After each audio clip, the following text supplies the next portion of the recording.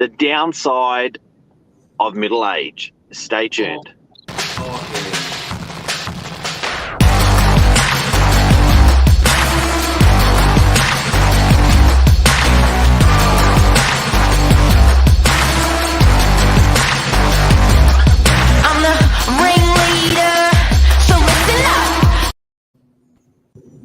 Good morning, my fellow senior citizens. It's not often I get two on the show. Normally I just have to put up with one. But we're talking about the downside to middle age. Thanks for joining us. Steve Carroll, long-term friend of the Novaks, real estate expert. He's got many titles. Excited for this one, gents? Morning, Billy. How are you? Very well, thank you. And yourself? Good. We're talking middle age, I hear. We're talking about getting to middle age and the downsides and the opportunities. Yes, we are. Mark? Yeah? How are you? Good, Billy. How are you, gents? We were both excited for this when we knew Steve was coming on this morning. I laughed when I heard the topic. I was like, nah, you can't say that. I reckon it's a cracker. Well, Mark Novak, look, there's a few certainties in life, right? One certainty is we're all going to die, right? Another certainty is we reach that dreaded middle age where we reach the crossroads in life, Mark. It's called middle age. Great, signaled by grey hair. Signaled by grey, and I tell you when you know where you've reached that you reach middle age, Billy.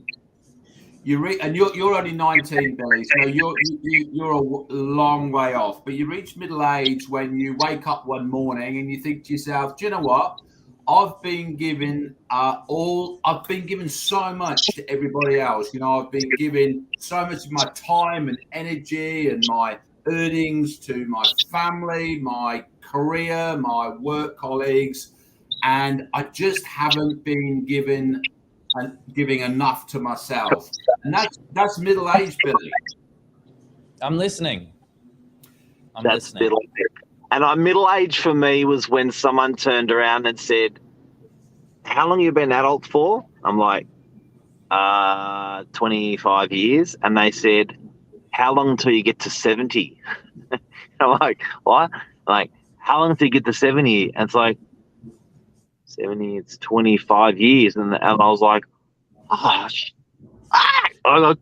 couldn't believe it. So he literally halfway is like, no. So Mark, I tell you something, mate. We all talk about innovation. We talk about entrepreneurship. We talk about disruption.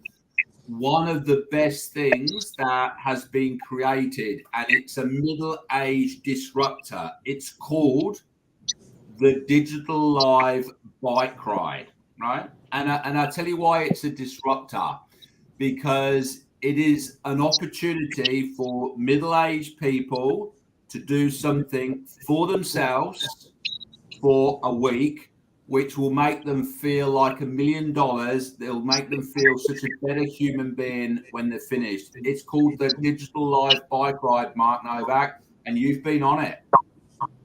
Yeah, so it was interesting because 3 years ago, Steve, you and I did a tour, a real estate research to a couple hundred real estate agents in Newcastle.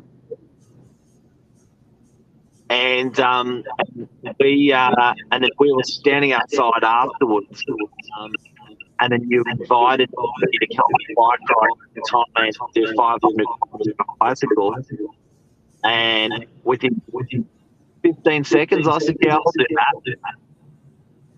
And then you continued to ask me a month after, 3 months after, 4 months after, and I'm like, stop asking me, I'm coming, all right, I've already agreed, like 6 months ago. We did it together. So Billy, Mark's right. Let me tell you a little bit about the bike ride. Well, the first thing is that when we call it a bike ride, Billy, it's a bit misleading. because when you've got a load of middle-aged people on two wheels, it's more of a meander. Yeah, we kind of meander across Thailand. I mean, if we went any slower, Billy, we'd fall off our bike. But believe it or not, we actually crack nearly 100 kilometers every day, and we do it for 5 days. And what happens, Billy, is we create this real bonding, this real camaraderie, which might sound a little bit silly when you're 19 and you've got two boomers talking to you about it right now. But that camaraderie, that teamwork is something that a lot of people that reach middle age miss. And the Digital Life bike ride serves it up in bucket loads. And not only do you get that camaraderie, Billy, but the best thing is when you get to the end of it, you cycle into an orphanage and you meet these great kids that you've raised lots of money for. And it gives you perspective, and it also makes you feel really satisfied in life. And that is the bike ride. I've seen some photos. It does look good. It looks very good. Mark, you're a big fan. Yeah, Mark has talked about it a lot. I did twice, and any friends of Novak want to do it, give them a call, give Steve Carroll a call, and it's not expensive. A couple grand and you're done. Yeah, I'd need to do a bit of training, Mark. Even the young age, I wouldn't be able to cope doing that without a bit of training. Absolutely. So, Steve, with your middle age, how did that help in your middle age out of it? Particularly, I think with Annie, your daughter, you had to do that as well. Now we're getting a lot of echo, I think. Can you hear me okay, Billy? Is the echo just about Novak? Yeah, we've got a few comments saying there's some echoing. It sounds all right on my end. Yeah, I'm getting a bit of feedback myself. Is it the fact that I'm using a laptop? Should I be on a phone? I think it's Aaron. The same. Oh, it's bad. It's bad, Billy. Jonathan Creek says they might not have training wheels for me in Thailand. That could be a problem. That could be a problem. We'll just power on because I don't think we're going to fix the second. It's still better. Tell us about any of the ride, and you've been good, mate. Hey, Billy, what was the question from Mark? Tell us about Annie on the bike ride. Oh, okay. So, you know what? One of the downsides of reaching middle age is your children grow up, Billy. And I've got 3 kiddies, one 22, one 21, and one 19. And what happens is they start to not actually need you that much anymore. And I was very fortunate to do the bike ride with my daughter, Annie, who at the time was 17 and a half. And Annie had just come out of a relationship, so she was a little bit emotionally upset. And she found the bike ride really rewarding, but she also found it fairly challenging. And there was one night, Billy, we were all room sharing. Annie and I were room sharing in a twin room. And I could see that Annie was really spent. She was tired. She was emotional. And I could see that she'd got a few tears in her eyes.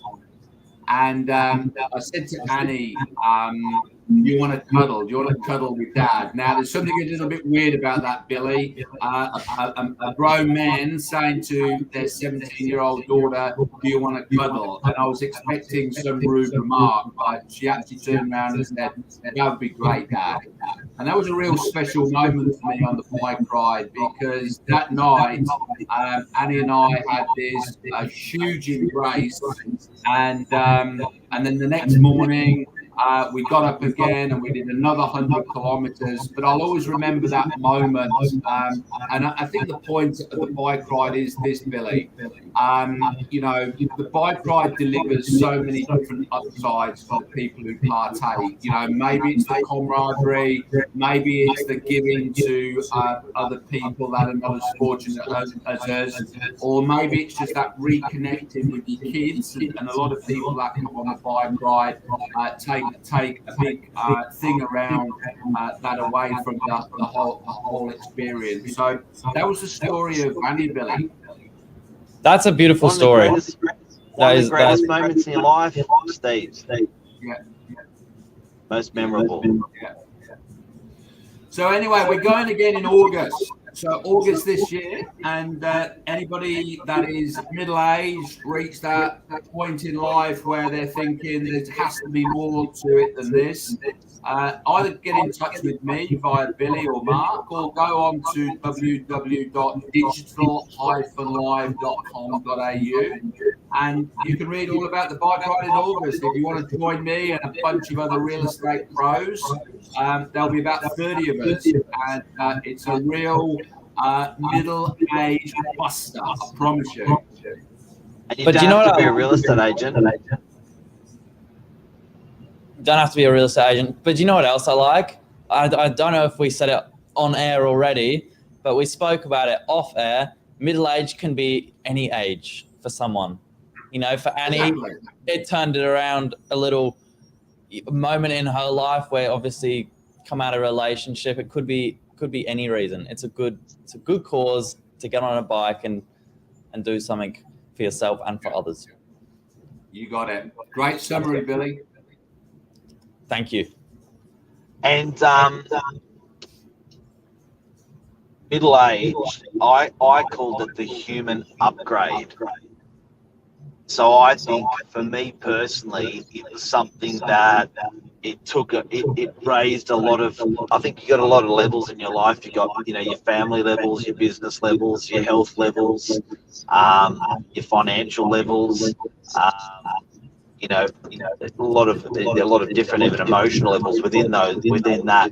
I think for me, upgraded a lot of levels in my life, and that's why I called it an upgrade ride. And you don't have to be a real estate agent, and it's inexpensive, and boy, it was fun. Gents, I've got one question for you. This is actually quite a serious question.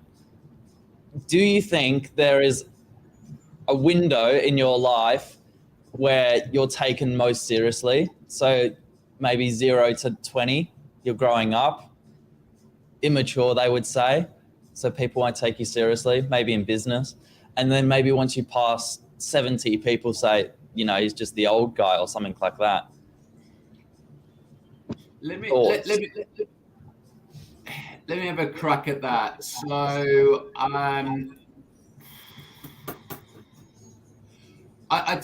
let me reframe the question, Billy. Let me reframe the question. Okay. I reckon you reach an age where you lose a sense of adventure, right? Now, this is not the question that you asked, but I'm just going to flick the question. And I reckon that you get to about 35 and you reach an age where you start to live within your comfort zone. Yeah. So I reckon between your age, Billy, and 35, you've got adventure, you've got excitement, you've got that willingness to do something. But you reach that age of about 35 and you start playing safe.